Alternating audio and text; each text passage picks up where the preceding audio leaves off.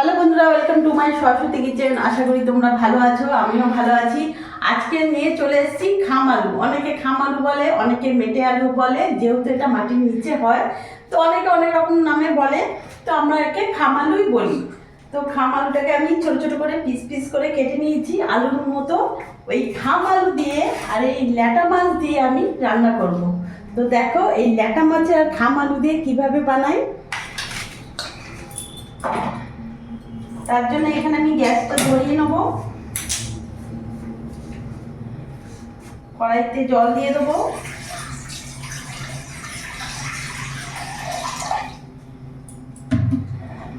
খামালটাকে প্রথমে একটু আমি ভাপিয়ে নেব। এর মধ্যে হাফ চামচের মতো লবণ দিয়ে দেবো।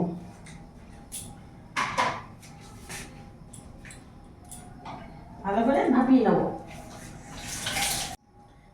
এই খাম আলু আর এই ল্যাটা মাছ দিয়ে আমি যে রেসিপিটা বানাবো তার জন্য এখানে আমি 4টে শুকনো লঙ্কা নিয়েছি, 1.5 ইঞ্চি আদা নিয়েছি আর হাফ চামচের মতন গোটা জিরে নিয়েছি। এটাকে ভালো করে আমি শিলে বাটবো।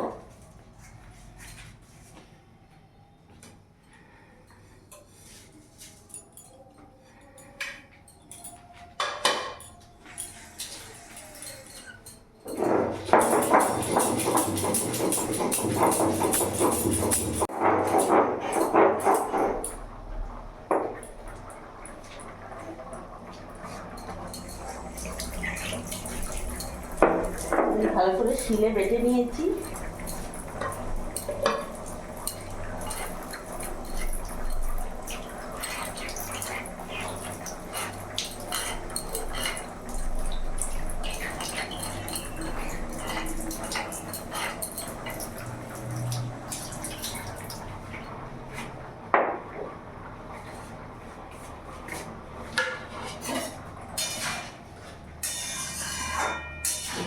এখানে আলুটাও আমি ভাপিয়ে নিয়েছি, খাম আলুটা।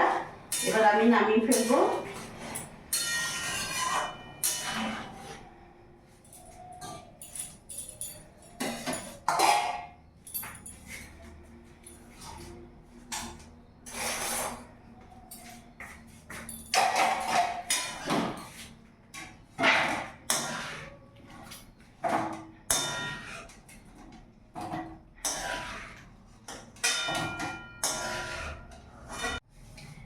আমি কড়াই ধুয়ে বসিয়ে দিয়েছি। এখানে কড়াইটা গরম হোক, ততক্ষণ আমি এই ল্যাটা মাছে লবণ হলুদ মাখিয়ে নেব।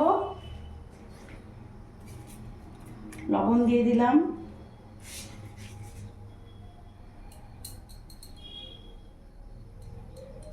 হলুদ গুঁড়ো দিয়ে দিলাম, ভালো করে মাখিয়ে নেব।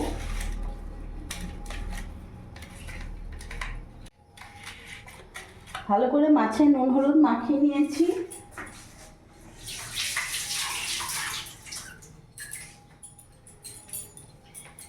এখানে কড়াই গরম হয়ে গেছে।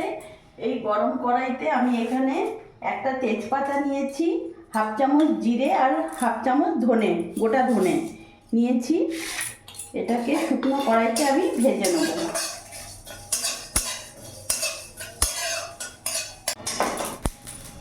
জিরে ধনেটা ভাজা হয়ে গেছে, এবার আমি নামিয়ে ফেলবো।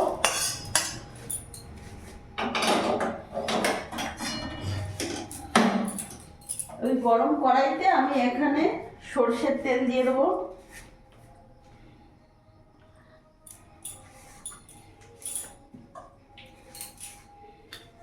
এই যে মশলাটা আমি গরম করলাম, এটা একটু ঠান্ডা হয়ে গেলে এটা আমি শিলে বেটে নেবো পরে।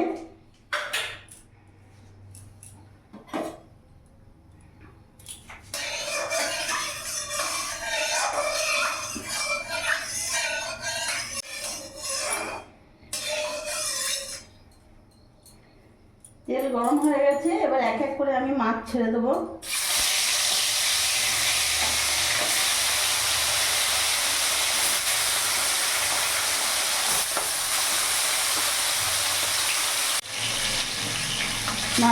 মাছগুলো এক পিঠ ভাজা হয়ে গেছে, আমি উল্টে দিলাম।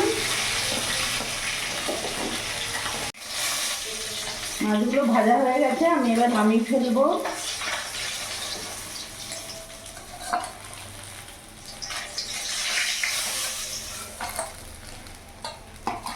বাদ বাকি মাছগুলো আমি ভেজে নেবো।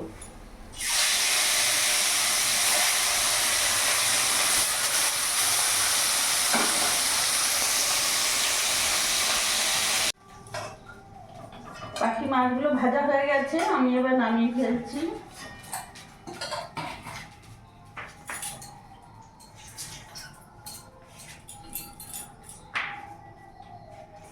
কড়াইতে আমি আর একটু সর্ষের তেল দিয়ে দেবো।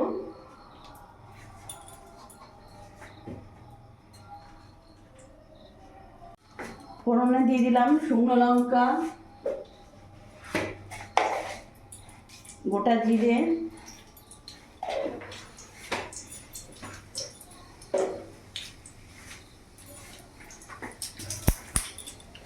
এখানে একটা তেজপাতা।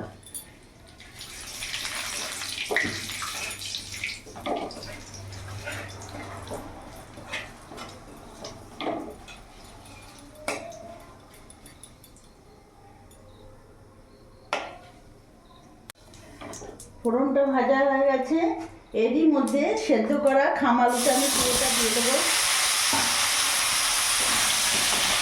ভালো করে নাড়াচাড়া করে নেব।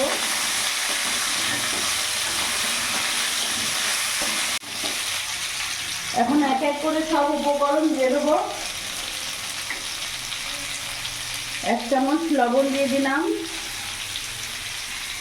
1/2 চামচ হলুদ গুঁড়ো দিয়ে দিলাম। এখানে যে আদা জিরে শুকনো লঙ্কা বেটে রেখেছি পুরোটা দিয়ে দেবো।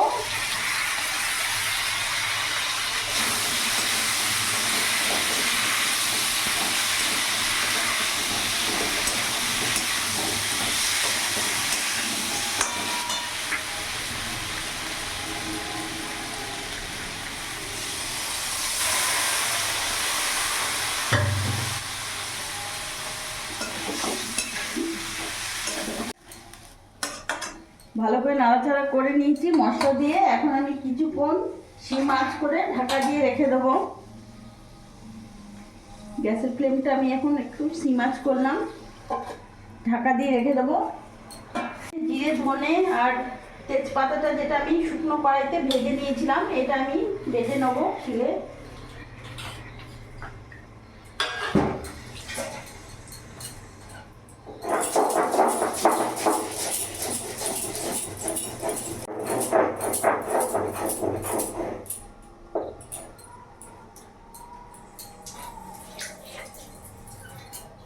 ভালো করে শিলে বেটে নিয়েছি। ভাজা মশলার খুব সুন্দর একটা গন্ধ বেরিয়েছে।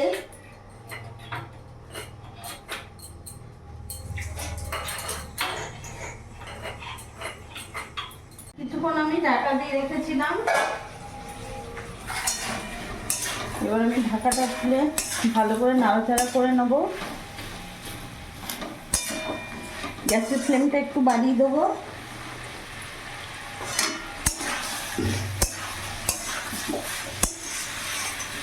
বন্ধুরা, এই খাম আলুটা এতটাই টেস্ট হয় যে তোমরা না করে একবার খেলে বুঝতে পারবে না, দারুণ লাগে খেতে।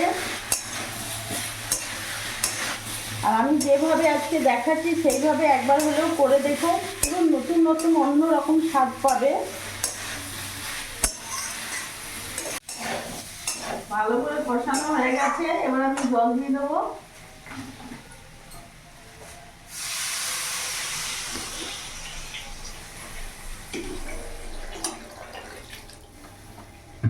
গ্যাসের ফ্লেমটা ফুল করব।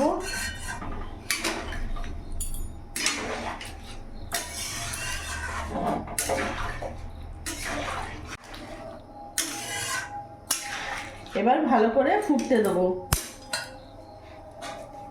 ঢাকা দিয়ে দেবো। এবার ওই কি বাদাম খাচ্ছ? খাচ্ছি। বাদাম? হ্যাঁ, হয়ে গেছে, একটু বাদাম খাচ্ছি। আমি এবার ঢাকাটা খুলে দেখবো, দেখি তো সেদ্ধ হয়েছে নাকি। বাহ, খুব সুন্দর গলে গেছে তো, বাহ। এবার ভেজে রাখা মাছগুলো আমি দিয়ে দেবো।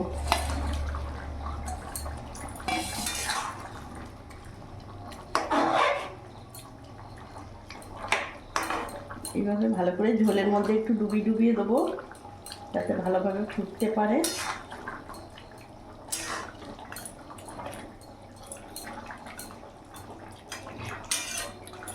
এরই মধ্যে এই ভেজে রাখা, যেটা আমি জিরে, ধনে, তেজপাতা শুকনো কড়াইতে ভেজে বেটে রেখেছি, ওটা আমি দিয়ে দেবো। এই ভাজা মশলা বাটাটা দারুণ স্বাদ হয়, এইভাবে বানালে এত সুন্দর টেস্ট হয়, না খেলে বুঝতে পারবে না।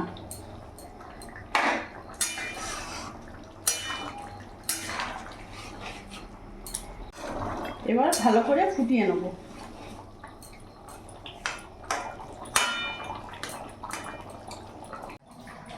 আমি মাছ দিয়ে 4-5 মিনিট ভালো করে ফুটিয়ে নিয়েছি।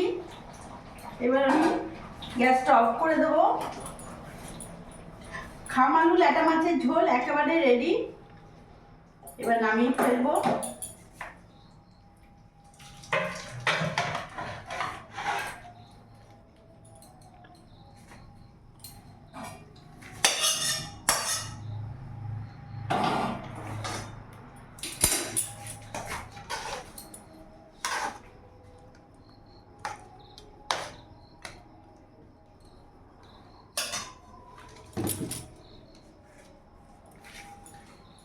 তো দেখলে বন্ধুরা, আমি কিভাবে খাম আলু দিয়ে, মেটে আলু দিয়ে ল্যাটা মাছের ঝোল করলাম। যারা যেভাবে যে নামে চেনো, আমরা খাম আলুই বলি। তো আমার এই ভিডিওটা যদি ভালো লাগে প্লিজ লাইক করো, সাবস্ক্রাইব করো, শেয়ার করতেও ভুলো না। আর তোমরাও ভালো থেকো।